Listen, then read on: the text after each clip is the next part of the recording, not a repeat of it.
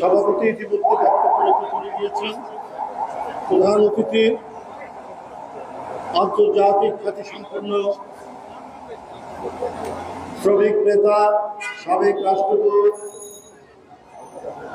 এদেশের বর্ষিয়ান রাজনীতিবিদ, বিএনপির জাতীয় স্থায়ী কমিটির সম্মানিত সদস্য জনাব নজরুল ইসলাম খান উপস্থিত রয়েছেন।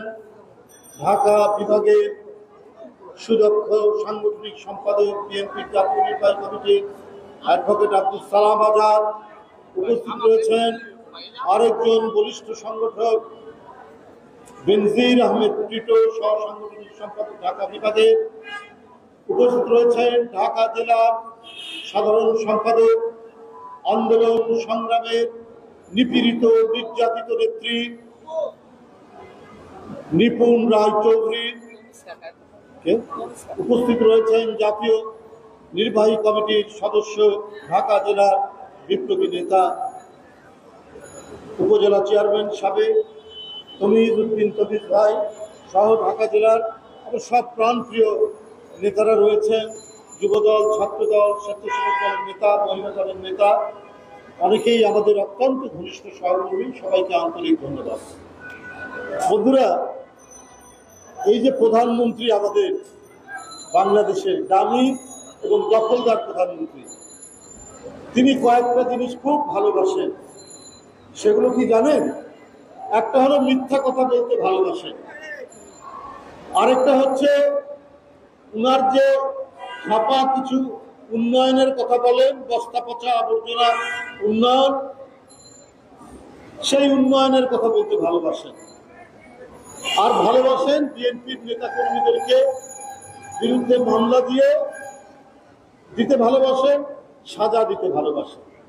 আর আরেকটা ভালোবাসেন প্রধানমন্ত্রী, সেটা হলো বিএনপির নেতাদেরকে কারাগারে ঢুকিয়ে রাখতে।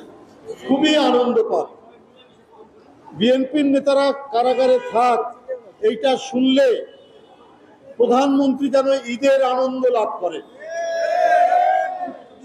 এই কারণেই ঢাকা জেলার সভাপতি খন্দকার আবু আশফাক, যে 2 বার উপজেলা চেয়ারম্যান ছিল, তাকে কারাগারে নিয়ে যাওয়া হয়েছে।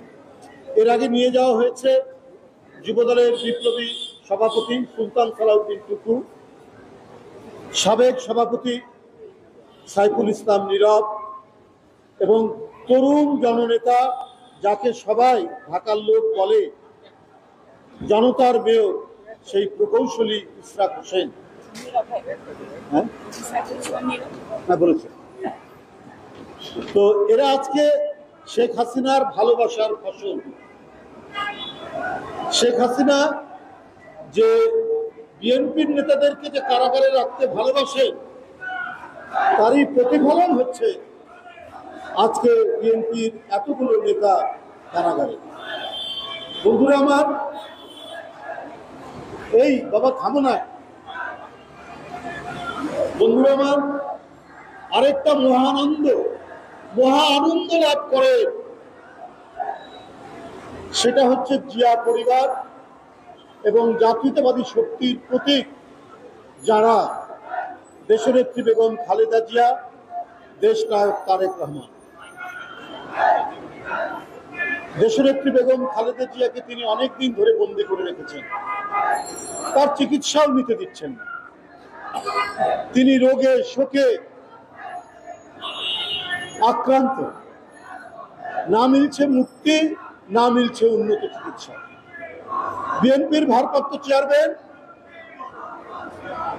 তিনি আছেন বাংলাদেশ থেকে অনেক দূরে, ইংল্যান্ডে রয়েছেন, ব্রিটেনে রয়েছেন। তারপরেও শেখ হাসিনা তাদেরকে সাজা দেওয়ার যে আনন্দ, সে আনন্দ তিনি সেখান থেকে তিনি বিচ্যুত হতে পারছেন না। এবং তার ভিতরে এত দেশ, এত বিদ্বেষ। এই ভাই স্লোগান দিয়েন না প্লিজ, স্লোগান দিয়েন না। তিনি এতই বিদ্বেষে পরিপূর্ণ, এতই প্রতিহিংসা তার, মানে কিছু জ্বর আসে না কিছু জ্বর আসে থেমে থেমে, এই ভালো হয়ে গেল, আবার 2 ঘন্টা পর আবার জ্বর আসে। এই তোমরা থামো না ভাই। এখন আসছে, হ্যাঁ এখন আসলো 1 মাস পর দিন। এই থামো একটু তোমরা। তো শেখ হাসিনার বিদ্বেষের বহিঃপ্রকাশ, তার জ্বরের বহিঃপ্রকাশ ঘটে দেশনেত্রী বেগম খালেদা জিয়ার বিরুদ্ধে, দেশ নায়ক তারেক রহমানের বিরুদ্ধে বিষোদ্গার করে। এই জ্বর যেন থামে না, মাঝে মাঝে এই দমকা জ্বর তার মনের মধ্যে ক্রিয়া করে, তার মনের মধ্যে এটা জেগে উঠে। প্রধানমন্ত্রী, আপনি আর কত নিপীড়ন করবেন, কত অত্যাচার করবেন? তারপরে আপনার বিদ্বেষ জিয়া পরিবারের প্রতি, গণতন্ত্রকামী মানুষের প্রতি কমবে? এটা কি আপনি বলতে পারেন? গতকাল আপনি বললেন তারেককে নিয়ে এসে বিচার করা হবে না, তাকে তার বিচার বাস্তবায়ন করা হবে। গতকাল আপনি বলছেন, এর আগেও আরেকবার বলেছেন। আমি প্রধানমন্ত্রীর উদ্দেশ্যে বলতে চাই, তারেক রহমানকে দেশে নিয়ে এসে বিচার বাস্তবায়ন করবেন, তার আগে না আপনার বিচার হয়ে যায়। পরিস্থিতি এমন পর্যায়ে আপনি আর এমন ডুবতে শুরু করেছেন যে আর তল খুঁজে পাচ্ছেন না। পুকুরের যে তলা, যে ভূমি, সেই ভূমিতে আপনার পা এখনো পড়ছে না, এমন ডুবা আপনি ডুবছেন। আপনার অর্থনীতি একেবারে ধ্বংস করে দিয়েছেন। যত ঋণ নিয়েছেন তার চাইতে অনেক বেশি পরিমাণ সুদ হয়েছে, ওই সুদ পরিশোধ করতে হবে। আর প্রধানমন্ত্রী, আপনার সরকারের পাপ এবং পাপের সুদ সহ আপনার যে বিচার হবে, ওই বিচারের জন্য আপনি প্রস্তুত থাকেন। তারপরে আপনি বিএনপির ভারপ্রাপ্ত চেয়ারম্যানের কথা বলবেন। আপনার ছাত্রলীগ ডাকাতি করে, আপনার ছাত্রলীগ নারীর শ্লীলতাহানি করে, আপনার যুবলীগ টেন্ডারবাজি করতে নিজের ছেলেদেরকে আজকে এই 16-17 বছরে প্রায় 50 জনের অধিক নেতাকর্মী নিজের দলের লোককে তারা হত্যা করেছে। এই পাপগুলো, এই বিচারগুলো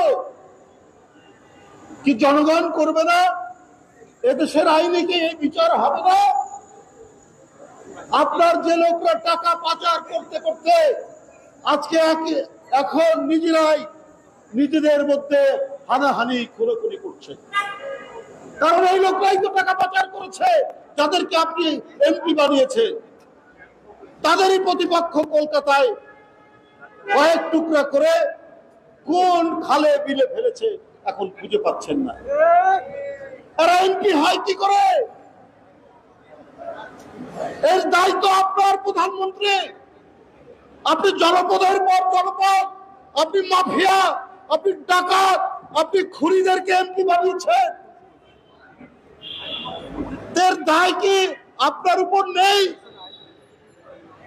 এই ভয়ঙ্কর পাপগুলোর কি এমনি চলে যাবে, পার পেয়ে যাবে? ফেরাউনও মনে করেছিল সে পার পেয়ে যাবে, তো ফেরাউন তো পার পায়নি। নমরুদ তো মনে করেছে সে নিজেই ঈশ্বর, কিন্তু সেই নমরুদি আপনার মশা ঢুকে সেই মশাটাই তার নাক থেকে বের করতে পারলো না। ভয়ঙ্কর প্রতিবাদ। হিটলারও মনে করেছে গোটা জার্মান আর্য জাতি গোটা পৃথিবীতে শাসন করবে। সেই হিটলারের আর অস্তিত্ব পাওয়া যায়নি। আপনার যাদেরকে প্রভু মনে করেন, আপনি যাদেরকে আপনার ওস্তাদ মনে করেন, সেই মোদী সাহেব ইন্ডিয়াতে বলছেন তিনি নাকি ঈশ্বরের দূত। আপনার প্রভুরা যদি ঈশ্বরের দূত মনে করে, আপনি কি এইরকম কিছু মনে করছেন? যে আপনার চারিদিকে ভরা পাপের কোনো বিচার হবে না?